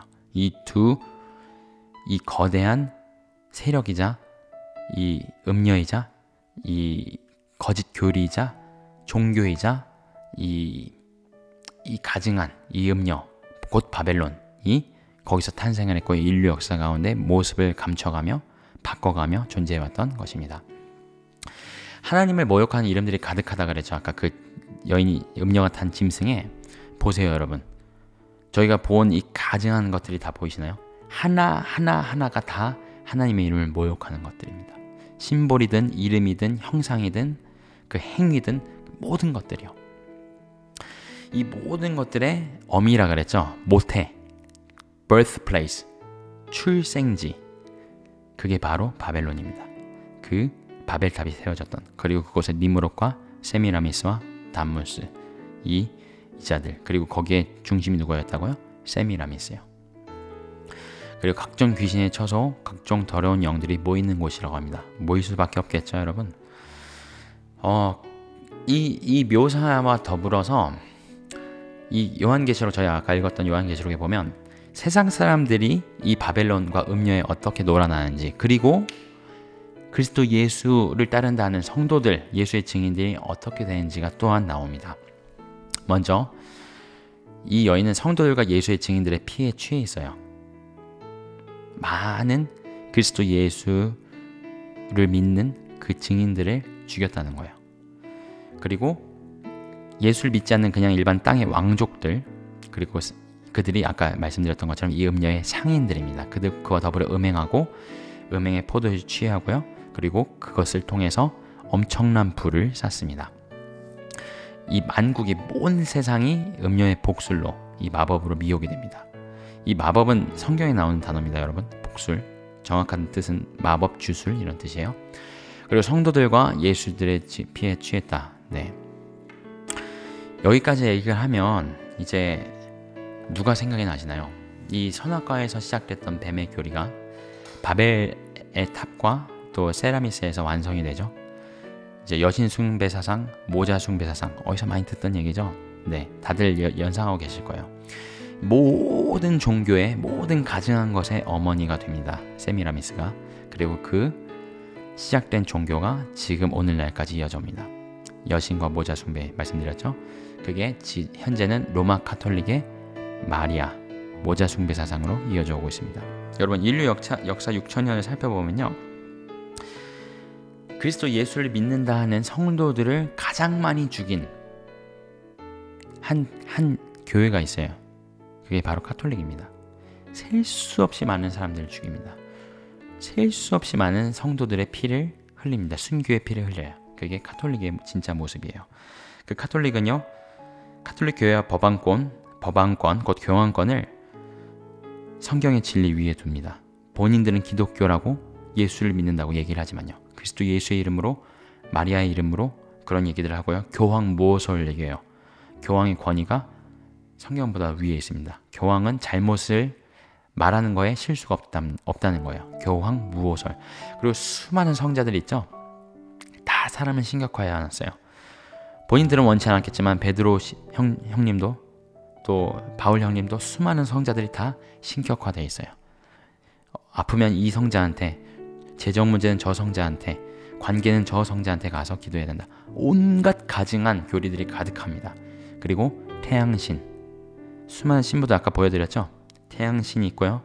그 안에 그 태양신, 그 니므롯으로 시작된 그 태양신 숭배가 그 바티칸에도 고스란히 담겨 있고요. 성당마다 각종 심볼들과 다양한 것들로 담겨 있습니다. 제가 아까 요한계시록에 보면 이 음녀가 화려하게 치장을 해요. 자줏빛 옷을 입고요. 온갖 진주와 보석으로 치장을 합니다. 그리고 잔을 들었대요. 연상이 되시죠, 여러분? 가톨릭의 모습입니다. 그리고 온갖 미혹으로 이 모자 사상, 숭배 사상, 그리고 마리아 숭배. 마리아도 무슨 잘못이 있겠어요, 사실은. 그렇죠? 그냥 한 명의 인간으로, 처녀로 그냥 주님의 말씀에 순종했을 뿐인데 그냥 이 사탄이 그렇게 이용했을 뿐이죠. 그래서 이렇게 카톨릭의 모습으로, 그리고 사실 카톨릭뿐만 아니라 수많은 종교로 존재를 하고 있습니다. 자, 여기까지 얘기를 하면 조금 마음이 좀 답답해요. 막 영적으로 헛구역질도 나고요. 근데 여러분 생각해보세요. 아브라함은 어땠을까요? 아브라함 때에 온 세상이 바벨론의 종교로 덮여 있습니다. 그때 하나님께서 아브라함을 부르세요. 아브라함의 아버지 데라가 우상장이로 살아가는 게 이상하지 않았을 때예요. 모든 사람이 바벨론의 그 종교를 따랐으니까요. 그 이방 종교에서 하나님께서 빼내십니다. 그리고 나서 여러분, 제가 처음에 보여드렸던 것처럼 그렇게 종교가 수없이 많지만 이 세상에는 역사 내내 단 2가지의 종교만, 저희가 믿는 이 성경을 믿는 이 예수 그리스도를 구주로 믿는 진리를 사실 종교라고 부르고 싶지 않죠. 그래서 2가지 종교 혹은 2가지 믿음만이 존재를 합니다. 인류 역사 내내요. 아브라함을 하나님께서 꺼내시고 나서, 이제 불러내시고 나서 아브라함의 여정 그리고 이스라엘의 여정을 보면 아주 단순합니다. 아브라함, 이삭, 야곱, 그리고 나서 이제 애굽에 들어갔다가 출애굽시키시고요. 그리고 약속의 땅으로 인도하시면서 단 한 가지, 너희들 섞이지 마라. 섞이면 죽는다. 왜 그러셨을까요? 이 땅이 얼마나 가증했는지, 얼마나 이 거짓, 사단의 모조품, 여신 숭배와 함께 이 온갖 인본주의와 하나님이 미워하시는 악행들이 가득했는지 쉽게 알아보실 수 있을 거예요. 그래서 가끔 사람들이 이런 얘기를 합니다. 왜 하나님께서 이렇게 조금 잔인할 정도로 가나안 백성을 다 멸하라고 하셨을까? 여러분, 노아의 홍수 때 설명드렸죠? 왜 하나님께서 호비는 모든 육체를, 사람과 동물을 다 멸하실 수밖에 없었는지. 제가 저번 그 천년왕국 때 잠깐 나눴는데 동일한 이유입니다. 동일한 이유예요. 그들의 행위와 그들의 악과 그들의 씨가 모두 가증했고 더럽혀졌고 심지어 동물까지 다 멸하라고 말씀하세요. 동일한 이유입니다. 하나님의 공의를 드러내세요. 자, 저희가 성경을 통해서 아브라함으로부터 이어지는 이스라엘 역사 가운데 성경을 통해서 이것들이 어떻게 드러나는지 살짝 살펴보겠습니다. 가나안 땅, 이스라엘 민족이 이제 약속의 땅 가나안 땅에 들어가는데 이미 가나안 땅의 이방 종교, 이 세미라미스 여신을 숭배하고 니므로 태양신을 숭배하는 것들이 가득합니다. 아까 말씀드렸죠? 바알과 아세라, 아스타롯의 모습으로 존재했고 담무스 아들 이름 안 바꾸고 그 자리에 있었다고요. 레위기 말씀입니다. 너는 결단코 자녀를 몰렉에게, 몰렉 제사죠. 몰렉은 바알과 동일한 우상이에요. 말씀드렸죠. 거대한 소의 머리가 있고 이제 사람의 몸이 있고 그걸 뜨거운 불로 태워서 그 위에 빨갛게 그 쇠로 된 우상이 달궈졌을 때 아이를 올려놓는 아주 잔인한 제사입니다. 인신 제사죠. 몰렉이라는 이름이 있었고요. 신명기에 보면 내가 하늘을 향하여 눈을 들어 해와 달과 별들, 하늘 위의 모든 천체 그런 것들을 경배하며 섬기지 말라라고 얘기하시는데, 저는 예전에 옛날 사람들이 조금 IQ가 지금보다 좀 떨어졌나 생각을 했어요. 하늘에 별들이 뭐가 이렇게 아름답다고, 하늘에 태양이 뭐 이렇게 아름답고 보면 눈만 아프잖아요 사실. 왜 저걸 숭배하지? 라고 퀘스천 마크가 있었는데 역사를 보면서 명확히 알게 됐어요. 여러분, 이 태양신 숭배가 지금도 있다니까요. 카톨릭도 얘기했고 저희가 이집트, 잉카 문명, 주체 사상 북한에도 있죠. 이 니므롯을 태양신으로 숭배하고 이제 달신 또 하늘의 여왕이 된 세미라미스, 담무스 이 사상 이 별신까지요. 해달 별 다 나오죠. 이 얘기를 하는 거예요. 그 신앙 그 우상을 섬기지 말라고 하나님께서 말씀하시는 겁니다. 민수기 25장에 이런 표현이 나옵니다. 자, 그 유명한 바알보올 사건이에요. 여러분, 그 2만 4천 명인가가 죽죠. 정확하게 숫자가 기억은 안 나는데 하여튼 몇만 명이 죽습니다. 모압 여인들과 음행하는 사건이에요. 근데 이 모압 여인들이 섬기던 신이 그모스입니다. 모압의 여신인데요. 이 그모스도 동일하게 동정녀 똑같은 얘기예요. 똑같은 얘기가 다 나와 있어요. 이 그모스가 세미라미스, 아스타롯과 똑같고요. 아세라와 똑같고요. 이시스와 똑같고 다 똑같은 신입니다. 자, 여호수아 24장. 이제 여호와를 경외하며 온전함과 진실함으로 그를 섬기라. 너희 조상들이 강 저쪽과 애굽에서 섬기던 신들을 치워버리고 여호와만 섬기라. 또 말씀합니다. 만일 여호와를 섬기는 것이 너에게 좋지 않게 보이거든 너희 조상들이 강 저쪽에서 섬기던 신들 혹은 너희가 거주하고 있는 아모리 족속의 신들을 이든지 하나님과 이 신들 사이에 섬길 자를 택하라 라고 말씀합니다. 뭐죠? 이 애굽에 섬기던 신들, 아모리 족속의 신들, 강 저쪽의 신들, 암몬 자손의 신들 다 똑같아요. 이 저희가 살펴본 이 감춰진 비밀, 음녀와 바벨론입니다. 에스겔 환상, 이제 에스겔 환상을 저번에 한번 살펴봐서 오늘은 짧게 살펴볼게요. 에스겔 환상에서 총 정리가 됩니다. 자, 에스겔이 포로로 끌려갔을 때에, 남유다가 포로로 끌려갔을 때에 환상을 봅니다. 성전이 나옵니다. 그 성전에서 이스라엘 백성이 우상 숭배라는 장면들이 나옵니다. 8장에 이제 질투의 우상이 먼저 나와요. 질투의 우상, 바알과 아세라라고 이제 설명드렸었죠. 그리고 7절에서 13절에는 각양 곤충과 짐승과 모든 우상을 섬깁니다. 바로 애굽의 모든 우상들이고요. 이 세상의 모든 종교들을 또 드러내는 장면이죠. 14절에서 15절은 여인들이 단무스를 위해 애곡하는 장면. 아까 말씀드렸죠. 처음으로 선한 이미지, 목자 같은 이미지의 농경신으로 이제 단무스가 등장을 하고요. 이제 단무스를 위해 애곡을 했대요. 여인들이 애곡하는 장면 하면 예수님께서 이제 십자가에 달리시러 갈 때 여인들이 애곡하잖아요. 마치 그런 것처럼 여인들이 애곡을 한 거예요. 참 황당하죠. 네.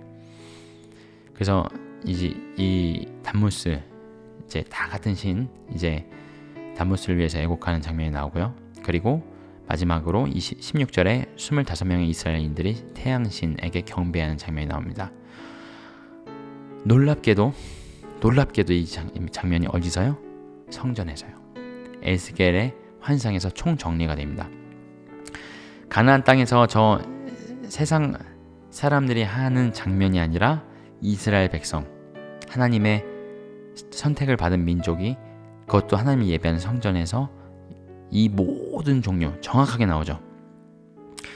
태양신, 달신, 세미라미스 그리고 담무스를 경배하고 숭배한 장면이 나옵니다. 그리고 이 장면이 지금 교회에도 가득합니다. 저희 이따가 좀 이따 살펴볼 거예요. 자, 신약시대 사도행전 12장 말씀입니다. 이제 사람들이 베드로가 복음을 전하니까 잡으려고 해요. 그때에 무교절 기간이었대요. 그래서 잡음에 옥에 가둬 군인 내식인 네페에 맡겨지고 지키고 6월절 후에 백성 앞에 끌어내고자 하더라. 이제 무교절에 잡고요. 6월절이 지난 다음에 백성 앞에 끌어내려고 했대요. 근데 이게 이 6월절이 한글 성경은 다 6월절이라고 되어 있거든요. 근데 킹 제임스 성경을 보시면 제가 이제 영어로 적어놨는데 intending after Easter to bring him forth to the people 라고 해서 이스터가 지나고 사람들에게 이제 데리고 나가려고 한다라고 적혀 있어요. 되게 신기하죠? 그럼 6월절이랑 이스터가 같은 거냐? 아니죠. 6월절이랑 이스터는 전혀 다른 겁니다, 여러분. 그럼 뭐냐면요. 6월절과 그때 당시에 이스터가 마침 같은 날이었다는 거예요. 이해되시나요? 그 해에 유월절과 이스터가 같은 날에 있었어요. 이 베드로가 잡히던 그때에. 근데 성경이 이제 번역될 때 갑자기 부활절이라고 조금 이상하잖아요. 부활절은 언제 제정이 됐어요? 로마 콘스탄틴 대제가 훨씬 후에 제정을 하죠. 이제 국교로 제정하고 나서. 근데 보세요 여러분, 여기 폭로가 나옵니다. 성경의 폭로가 이스터가 이미 그때 있었어요. 이스터 그 절기가 있었고 이스터 여신 숭배가 이미 있었어요. 네. 그리고 로마의 그 콘스탄틴 대제가, 그리고 이 로마 카톨릭의 그 교리들이 놓여질 때 온갖 잡신을 다 갖다 넣었습니다. 이스터. 여러분 충격적인 거 하나 더 알려드리면, 크리스마스 12월 25일 그때 누가 태어나는지 아세요? 담무스가 그때 태어났다고 합니다. 그래서 이스터 숭배에 그게 들어있어요. 그래서 크리스마스를, 그쵸? 적그리스도의 예표라고 말씀드렸잖아요. 담무스가. 예수님은 실제 그때 태어나지 않으셨거든요. 중요하진 않지만, 그래서 뭐 저희가 뭐 크리스마스를 기념하면 안 된다, 이스터를 기념하면 안 된다, 그 얘기가 아니라 원래 그때가 아니고, 그리고 이미 그 이방 종교가 이미 존재하고 있었다는 겁니다. 참 대단하죠. 그리고 사도행전 19장 말씀입니다. 이제 바울이 예수 그리스도의 복음을 전하니까 에베소 사람들이 분노해서 이렇게 얘기를 해요. 크다 에베소 사람의 아데미여 하니, 에베소 사람들아, 에베소시가 이제 에베소의 도시가 큰 아데미와 제우스에게서 내려온 우상의 신전지기가 된 줄을 누가 알지 못하겠느냐 라고 얘기하는 장면이 나옵니다. 아까 저희가 봤죠? 다이아나와 아데미. 그래서 이제 신약에서도 에베소에서도 이제 뭐 전 세계에 있는 거예요. 그러니까 이 성경의 장면마다도 등장합니다. 이 감추어진 바벨론과 음녀의 모습들이요. 자, 하나님은 이 온 세상을 미혹하는, 그리고 멸망의 길로 이끌어가려는 이 감추어진 비밀의 음료와 바벨론의 종교에서 동일하게 계속해서 요구하시는 것이 있어요. 아까 아브라함에게 말씀하셨던 것처럼, 이스라엘 백성에게 말씀하신 것처럼 섞이지 마라, 그리고 나오라, 분리를 요구하십니다. 계속해서 요구하세요. 자, 말씀 볼게요. 고린도후서 6장 말씀입니다. 너희는 믿지 않는 자와 멍에를 함께 매지 말라.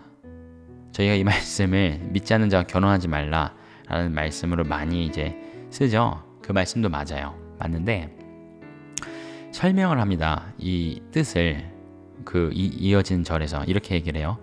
어찌 의와 불법이, 빛과 어둠이, 그리스도와 벨리알이, 그리고 믿는 자와 믿지 않는 자가 하나가 되겠냐는 거예요. 그러면서 하나님의 성전과 우상이 어찌 일치가 되리요. 그러므로 너희는 그들 중에서 나와서 따로 있고 부정한 것을 만지지 말라. 분명히 말씀하십니다. 나는 신앙이 뭐 그런 데 있어도 괜찮아요. 그러니까 이게 다른 종교의 사람들한테 복음을 전하지 말라 이런 얘기가 아니에요. 그게 아니라 잘 들어보세요. 우리 신앙 안에 침투해 온 이 감춰진 비밀, 음녀와 바벨론으로부터 분리되라는 거예요. 그 말씀입니다. 자, 요한일서 말씀입니다. 아이들아, 지금은 마지막 때라 적그리스도가 오리라는 말을 너희가 들은 것과 같이 지금도 많은 적그리스도가 일어났으니 그러므로 우리가 마지막 때인 줄 아노라. 그들이 우리에게서 나갔으나, 어디서요? 우리에게서 나갔대요. 누가요? 적그리스도가요. 우리에게 속하지 아니하나니 너희를 미혹하는 자들에 관하여 내가 이것을 너희에게 썼노라. 뭐라고 말씀하시죠? 우리 안에 이 미혹하는 것들이 있다는 거예요. 제가 오늘 말씀을 적지 않았지만 그 요한계시록 초반에 이세벨의 영 기억하시나요? 이세벨의 거짓 여선지자가 이제 거짓 선포를 하고 그리고 음행하게 만듭니다. 똑같아요. 열매도 똑같고요. 내용도 똑같습니다.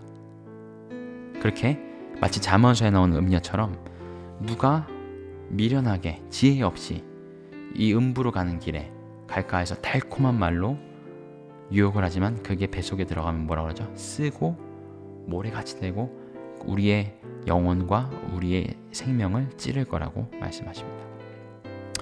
아까 읽었던 요한계시록 18장 말씀입니다. 내 백성아, 거기서 나와 그의 죄에 참여하지 말고 그가 받을 재앙들을 받지 말라. 하나님의 말씀이십니다. 저희가 이제 종교의 실체들을 살펴보면서 너무 저희가 믿는 기독교와 비슷한 모습들이 많아요. 그렇죠? 왜냐하면 선교 이제 사탄이 만든 모조품이기 때문이에요. 거짓 삼위 모조품도 만들었죠. 그리고 하나님의 진리를 가지고 옵니다. 왜곡합니다. 반쪽 진리만 얘기합니다. 그리고 축소시킵니다. 죄와 그리고 심판에 대해서는 얘기하지 않습니다.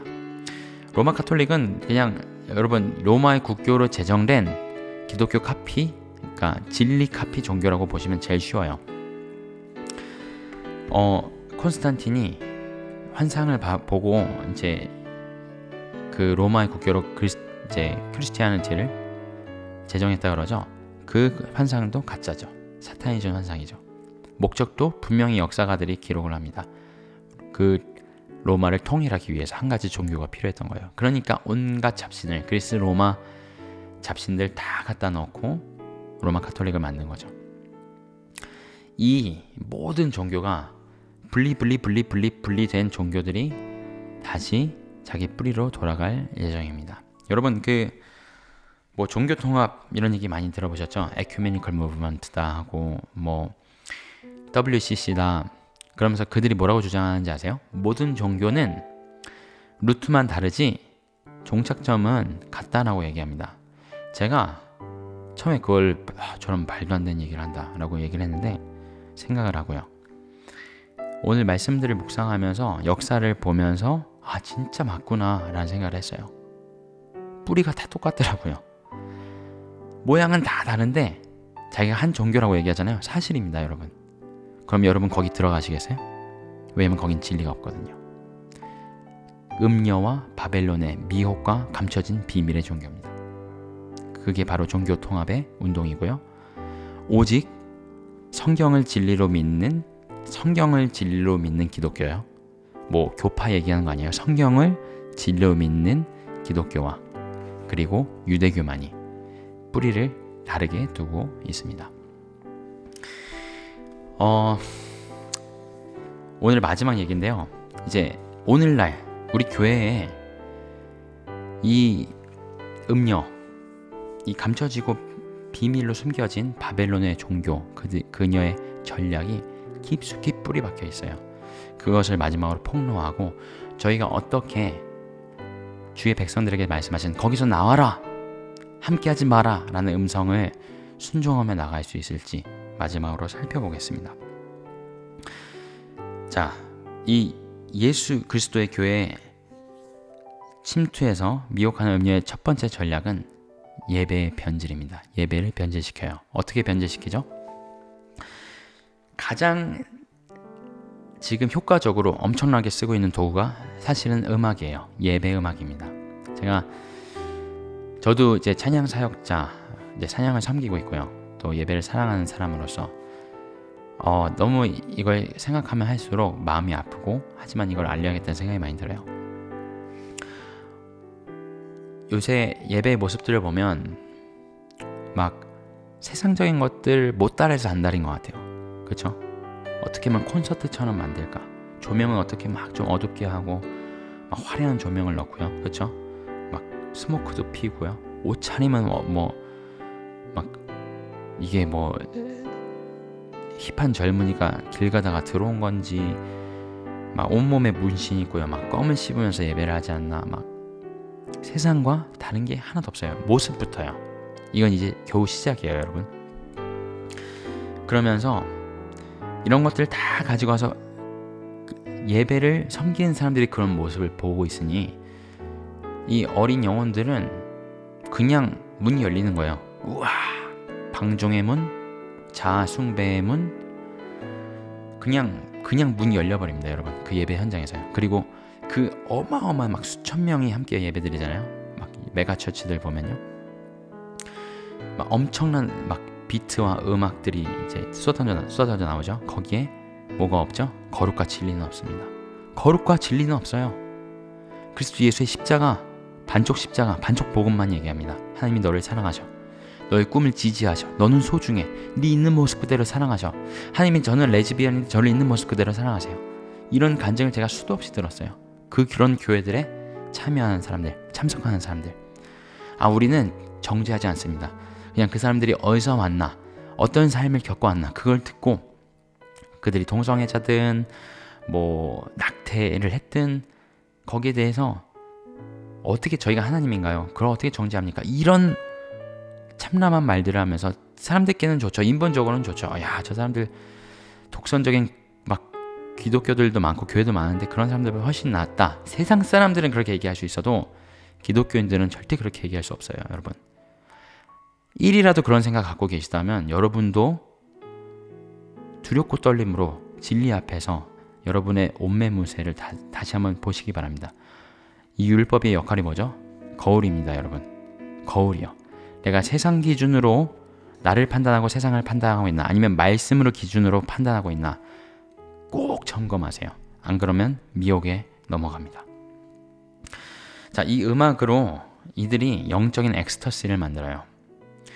이건 제가 아주 간단하게 설명드릴 수 있는데, 이제 이런 얕은 진리, 그리고 아주 감정적이고 서정적인 가사들, 멜로디들. 자, 가사에 보면 막 내용이 별게 없어요.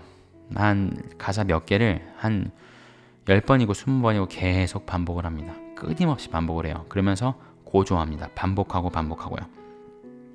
여러분, 이렇게 반복하는 게 이방 종교에 진짜 많은 거 아세요? 제가 예전에 사물놀이를 한 적이 있어요. 고등학교 때.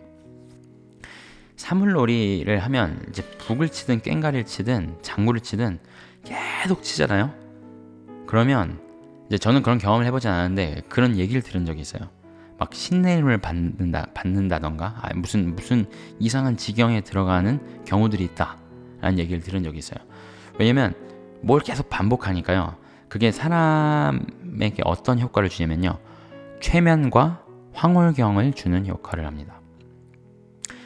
그런 아주 이방적인 것들을 지금 가지고 와서 곡들에 막 그 맹목적인 사랑들이 들어있어요. 하나님이 너를 reckless love, 너를 사랑하시기 위해 이 땅에 내려오셔서, 하늘을 이 땅에 가지고 내려오셔서 너를 위해 싸우셔. 반쪽짜리 진리예요. 반쪽짜리 진리요. 십자가가 거기에 없어요. 맹목적이고 무조건적인 사랑을 얘기하고요. 그러면서 여기서 굉장히 이 장면에 전 되게 소름이 돋았어요. 사랑, 은혜, 희망, 용서, 화합, 연합. 좋은 가치들이죠? 성경적인 가치들 맞아요. 이것들만 얘기하면서 어떤 하나의 신을 예배하게 만들어요. 그런 하나의 신을 예배하는 경험을 만들어냅니다. 이 예배가요. 눈물 콧물 다 흘려요. 막 열광적으로 뛰면서 예배해요. 특별히 젊은이들. 막 거기서 엄청난 영적인 황홀경과 엑스터시와 감정의 그런 황홀경에 잠겨요. 근데 뭐가 없다고요? 공의와 거룩이 없습니다. 진리가 없습니다. 그리고 이 하나의 신을 예배하게 하는데, 잘 들으세요, 여러분. 이 신이 성경에서 말하시는 하나님과 예수님이 아니에요. 그들이 만들어낸 어떤 하나의 일반적인 generic god입니다. small god이요. 하나의 신입니다. 인본적이고 너를 추구하게 만들고 너의 유욕을 추구하게 만드는 신입니다. 죄에 대한 책망이 없고요. 거룩에 대한 책망이 없고요. 십자가를 통과해서 얻는 진정한 생명이 없고요. 좁고 협착한 길로 나아가는 그 생명의 길이 없어요. 날마다 그리스도 예수의 십자가를 지고 그분을 따라가는 삶이 없습니다. 복음과 함께 고난을 받으라는 얘기는 없습니다. 다른 사람 정죄하지 마라. 다른 사람 판단하지 마라. 복음 강요하지 마라. 있는 그대로 놔둬라. 그대로 사랑하신다. 하나님만 판단하신다. 온갖 좋은 인본적인 얘기를 다 갖다 발라놓고 이런 사랑을 만들어내요. 이런 신을요. 무조건적인 마치 어머니와 같은 사랑의 신을 만들어냅니다.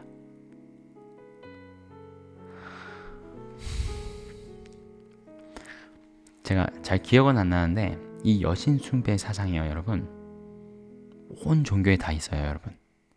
모든 종교에 여신 숭배 사상이 다 있습니다. 왜냐면 사탄이 하나님처럼 되고 싶었거든요. 그리고 기독교 안에도 들어와서 하나님을 여신으로 만들어 버리는 일까지 생깁니다. 여러분 뭐 하늘의 어머니인가? 뭐 이런 이상한 종교도 있죠. 제가 잘 모르지만 그런 이상한 이단도 있다고 들은 기억이 나요. 오두막이라는 예전에 소설이 있었어요.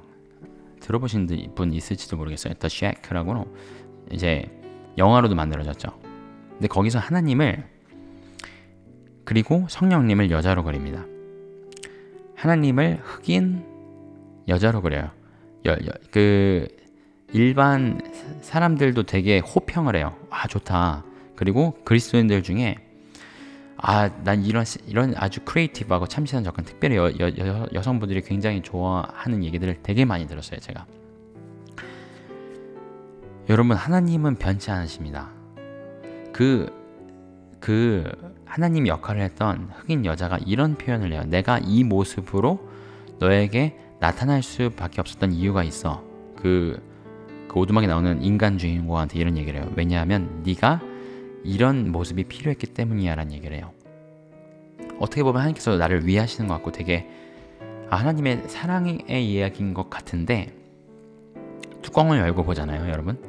그 전체 내용을 봐도 그렇고요, 인본주의적인 관점이 굉장히 깊숙이 들어있어요. 내가 필요한 하나님이 거기에 존재해요. 내가 만들어낸 하나님이 거기에 그 오두막이라는 소설과 영화에 하나님으로 등장을 합니다. 내가 만들어낸 하나님이에요.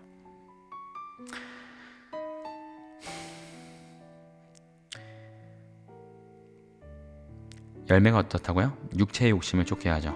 자아숭배, 음란, 우상과 마귀숭배, 가늠과 쾌락과 돈사랑, 방종하게 하고요. 결국은 배교하게 만드는 그런 육적인 열매를 맺게 합니다. 두 번째 전략입니다. 거짓 성령 운동입니다. 자, 신사도 운동이라고 제가 가로 적어놨는데, 뭐 신사도 운동만은 아니지만 가장 활발하게 활동하는 거고요.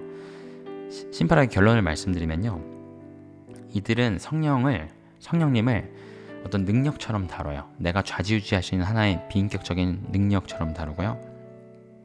그리고 거짓 환상과 기만들이 가득하고요. 막 예배 때 5만 가지 예언이 다 쏟아져 나와요. 근데 여러분 예언 정말 주의하셔야 돼요.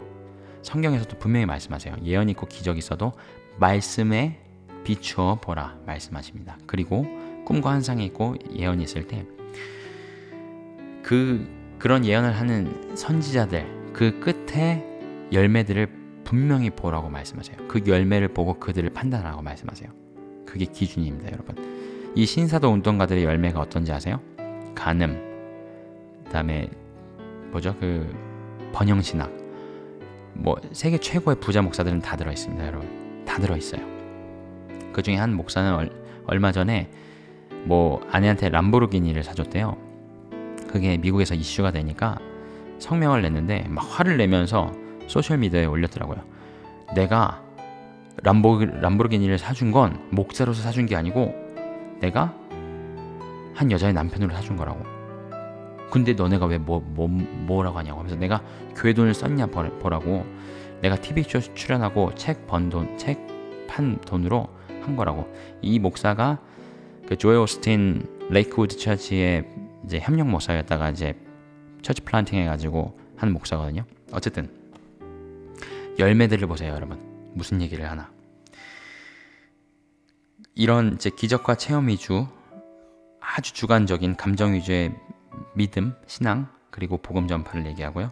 결국은 돈과 만몬 숭배를 합리화하는 교리들을 얘기합니다.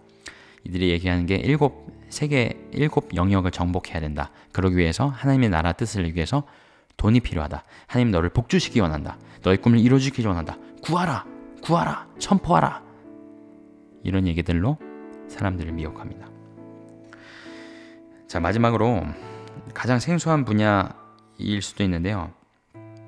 감춰진 주술, 복술의 미혹입니다. 마지막 전략이에요, 여러분. 성경에 나온 표현 그대로입니다. 복술, 음료의 복술이라고 그러죠. 주술인데요. 저는 오컬트, 뭐 흑마술, 주술 아는 게 전혀 없어서 솔직히 조사하고 싶진 않았는데 한 흑마술사의 증언을 듣게 됐어요. 이 흑마술사가 이제 엑스 오컬티스트예요. 그러니까 예전 흑마술사인데 감사하게 복음을 듣고 나와서 지금은 신실한 그리스도인이 됐는데 간증을 합니다. 자기가 흑마술사였을 때, 그리고 자기가 흑마술사였기 때문에 지금 교회 안에서, 그리고 사람들, 교인들 안에서 일반 삶에서 행해지는 온갖 주술 행위들이 다 보인대요. 그걸 5가지로 정리를 해줬어요, 이 사람이. 그래서 제가 그냥 적은 거 나눠드리겠습니다. 첫 번째는 주술입니다. 주술. 영어로 witchcraft라고 하는데요. 주술의 정의가 이렇습니다. 뭐냐면요, 하나님께서 보내신 성령, 하나님께서 주신 능력이 아닌, 소스가 하나님께로부터 오지 않은 다른 모든 영의 능력을 사용하고 행하는 것, 그게 주술이에요, 여러분. witchcraft. 그러면 예를 들어 교회 내에서 그런 일들이 있을 수 있을까요? 당연히 있죠, 여러분. 당연히 있습니다. 아니, 에스겔의 환상에서 그 장면 보세요.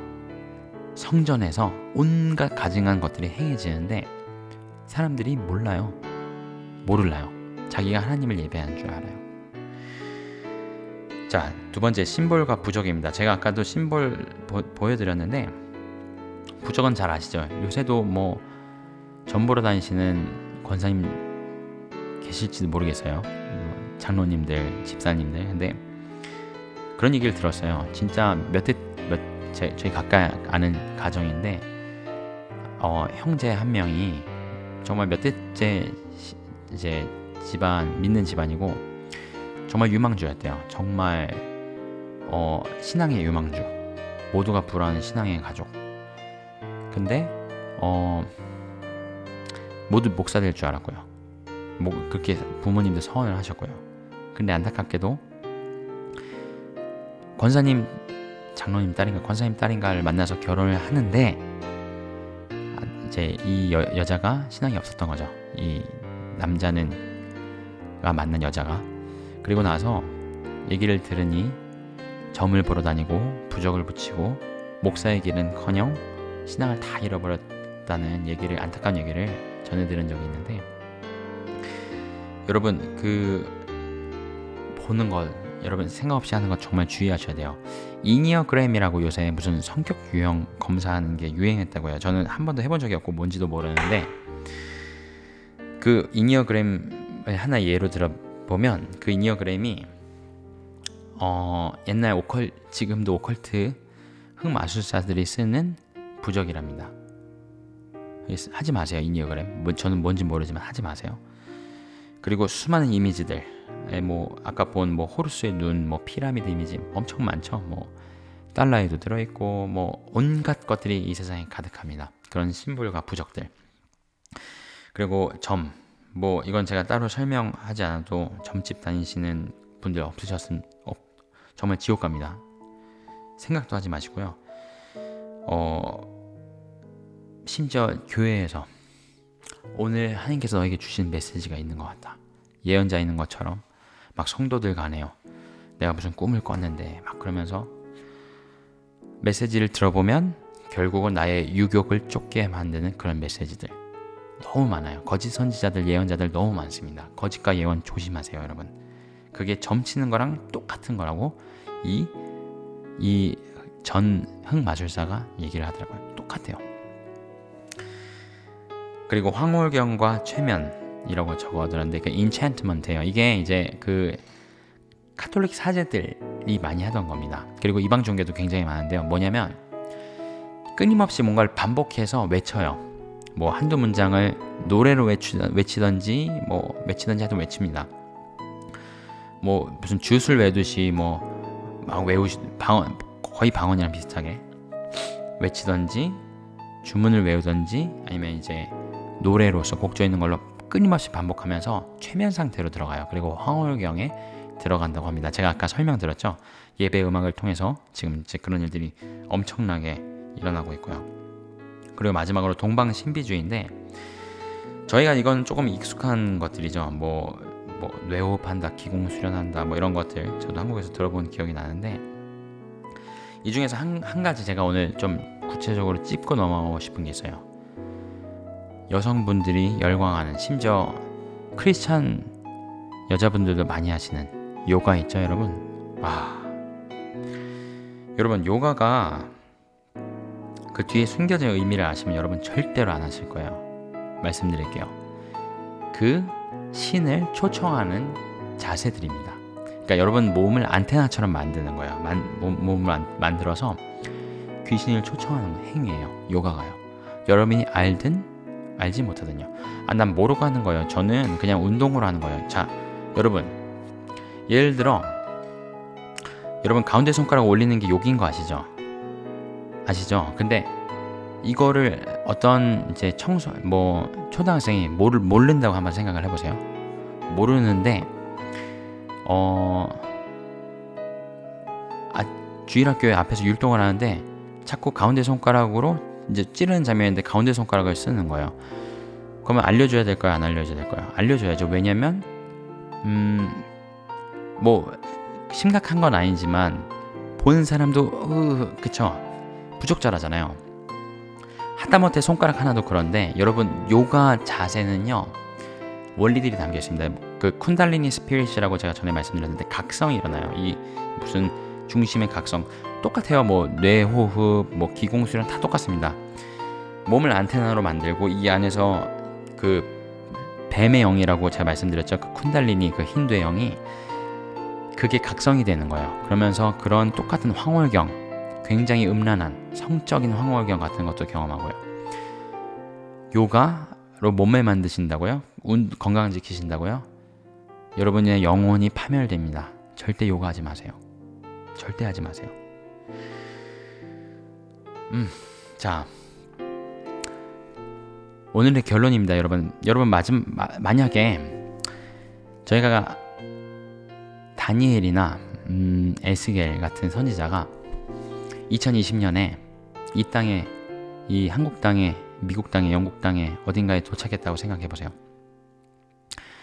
지금 이 땅에 존재하는 하나님의 백성은 교회로 존재합니다. 그래서 이들이 교회로 왔겠죠. 교회 와서 보니 어떤 모습이 보였을까요? 에스겔이 환상에 보였던 성전에서 행해지는 우상 숭배가 똑같이 보여지지 않았을까요? 그런 가증한 것들이 가득하고 사람들이 예배하는데 그 예배하는 대상이 내가 아는 여호와 하나님,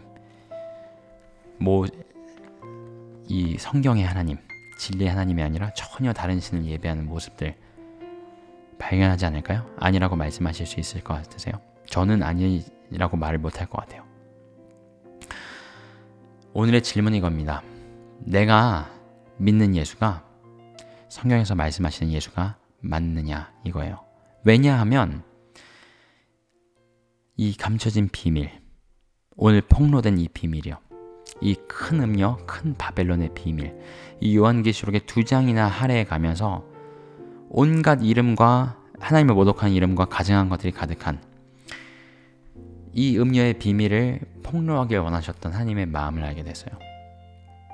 우리의 육체의 욕심, 이 죄성과 종교성들이 그것과 결부가 돼서 우리도 얼마든지 그럴 수 있다는 거예요. 미혹될 수 있고 그 음료의 포도주에 취할 수 있고요. 그리고 내가 하나님을 예배한다 착각하면서 전혀 다른 신을 예배할 수도 있다는 겁니다. 지금은 말씀을 통해서요, 저희가 모든 비성경적인 것들, 우리 삶에, 우리 신앙에, 내가 교회에서, 지금은 그런 생각 안 하세요, 여러분? 모든 종교가 흔들리는 시대예요. 하나님의 은혜라고 저는 생각합니다. 왜냐하면 코로나 때문에 종교 모임을 모일 수가 없어요. 교회뿐만 아니라 제가 사는 이 주변에 유럽에서 제일 큰 모스크가 있습니다. 모든이란 지역에 저 가보진 않았는데 규모가 어마어마하다고 해요. 거기 사람들이 지금 모일 수 있을까요? 못 모이죠. 모든 종교에 이 종교 행위를 해오던, 자기도 모르게 이 큰 바벨론의 이 미혹과 거짓의 소가 이 여신을 숭배하고 태양신을 숭배하고 결국은 이 우상 숭배라고 유교를 쫓는 사람들의 이 종교성과 종교 행위를 하나님께서 은혜로 흔들고 계시다고 저는 생각을 해요. 그래서 이 메시지가 정말 필요하다고 생각을 하고요. 그들만일까요? 아니죠. 저희도요. 제가 이런 질문 많이 드려요. 여러분이 만약에 이란에서 태어나셨다면요, 인도에서 태어나셨다면요, 북한에서 태어나셨다면요. 여러분 무슬림이 돼서 열심히 무슬림으로서 아니면 힌두로서 뭐 수많은 종교인으로서 살아가지 않으셨겠어요? 저마다의 확신을 가지고 여러분이 크리스찬 가정에서 태어났다는 사실만으로 아니면 기독교를 자유롭게 믿을 수 있는 국가에서 태어났다는 사실만으로 여러분이 구원을 받을 수 있을까요? 절대 아니죠. 기독교는 저희가 믿는 진리는 종교가 아닙니다. 저희 그 땅에서 나오라, 그들 가운데서 나오라, 분리되라. 아까 저희 말씀 봤죠? 제가 드릴 수 있는 말씀은 이거예요. 이 기간 동안에 내 신앙생활을 돌아보며 뭐 다른 뭐 이 교회가 어떻고 이 목사가 어떻고 여러분에게 그런 권세가 주어지지 않았다면 그런 얘기는 하지 마세요.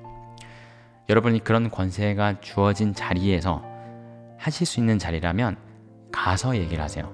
뒤에서 얘기하시지 마시고 그 당사자들한테 가서 얘기하세요. 그런 얘기 하시지 마시고 우리 교회가 내 사랑하는 몸된 교회가 사랑하는 목사님들이 정말 복음으로 이 마지막 때를 알고 이 온전하게 복음적으로 이 진리를 붙들고 이 마지막 때에 합당한 양식을 말씀을 선포하며 깨어나고 일어날 수 있도록 기도하시고요. 그리고 개인적인 차원에서 내 삶에서 모든 이 비성경적인 진리로 오지 않은 종교의 껍데기들을 제하여 버리시는 기회를 삼으시기를 바랍니다. 우리 삶에 너무 성경으로부터 진리로부터 오지 않은 것들이 너무 많아요. 우리 종교 생활 가운데도 마찬가지고요. 그런 것들을 제하고 그 미혹으로부터 그 유혹으로부터 분리돼서 나오고 거룩하고 순결하게 오직 말씀으로 기도로 정결한 신부로 준비되어 가는 그리고 그렇게 다른 사람들을 깨어가는 저와 여러분이 되기를 기도합니다. 제가 기도하고 마치겠습니다. 사랑하는 주님, 그 열심히 따는 바리새인들이 예수님께서 이 땅에 오셨을 때 모세의 율법을 들이대며 네가 어찌 율법을 어기느냐 안식일에 병을 고치느냐 라고 얘기할 때 예수님의 대답을 듣습니다. 너희가 하나님을 알았더라면, 너희가 내 아버지를 알았더라면, 너희가 하나님을 정말 사랑하였더라면, 너희가 그렇게 붙드는 모세의 율법을 온전히 깨달았다면 너희가 나를 영접하였을 텐데. 사랑하는 주님, 저희가 열심히 따지만 종교 생활을 하고 있었던 것들이 참 많음을 고백합니다. 주님, 저희의 종교성들, 그 안에 있는 육체 욕심들, 주님 미혹됨들, 주님 긍휼히 여겨주시고 이렇게 밝히 보여주실 때에 주님 말씀 가운데, 성령 가운데, 주님 진리 가운데, 주님 성경으로부터 주님으로부터 오지 않은 모든 것들을 제하여 주시고 주님 우리를 더 거룩하게 구별하고 준비되게 하여 주시고 주님 말씀을 붙들고 오직 말씀 가운데, 오직 예수 그리스도 가운데 분별하며 주님 기도하며 주님 우리 각 매일매일의 삶에서 거룩한 예수 그리스도의 신부로 준비되어가는 저희가 되게 인도하여 주시옵소서. 그래서 이 미혹의 시대에 거기서 나와 그 죄에 참여하지 않고 그 심판을 같이 받지 않고 그렇게 잠들어 있는 자들, 종교 가운데 미혹되어 있는 자들 가운데 그리스도 예수의 진리의 복음을 전하며 지금 그들도 저희들처럼 하나님께서 성령으로 깨워주시기를,